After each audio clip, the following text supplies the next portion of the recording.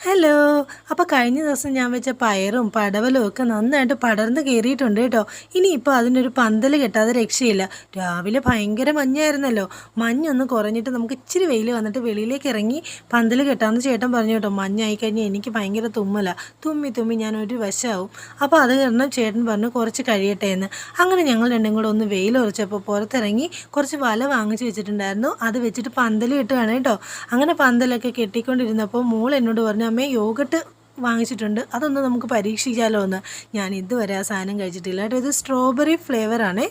അപ്പോൾ മോളും ആദ്യമായിട്ട് കഴിക്കുകയായിരുന്നു. അപ്പോൾ എന്നോട് പറഞ്ഞു നമുക്ക് രണ്ടുപേരും കൂടെ ഒന്ന് ടേസ്റ്റ് ചെയ്ത് നോക്കാമെന്ന്. ഈ ഒരു തൈരിനകത്ത് സ്ട്രോബെറിയുടെ ഫ്ലേവർ വരുന്ന ആ ഒരു ടേസ്റ്റ് ഇല്ലേ, അതായിരുന്നു ടേസ്റ്റ് എന്ന് പറയുന്നത്. എനിക്ക് പുളി പൊതുവേ ഇഷ്ടമല്ലാത്തത് കൊണ്ടാണെന്ന് തോന്നുന്നു, എനിക്ക് അത്ര ഇഷ്ടം തോന്നിയില്ല. പിന്നെ എന്ന് പറഞ്ഞാൽ ഉച്ചക്കത്തേക്ക് നെയ്ച്ചോറാണ് ഉണ്ടാക്കിയത്.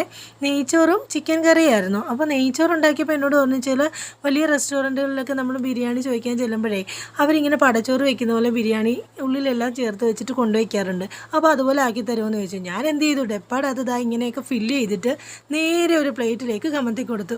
ഒരു പ്രശ്നം പറ്റി, ഒരു പട്ട അതിനകത്ത് ഇച്ചിരി വലുതായിട്ടുണ്ടായിരുന്നു.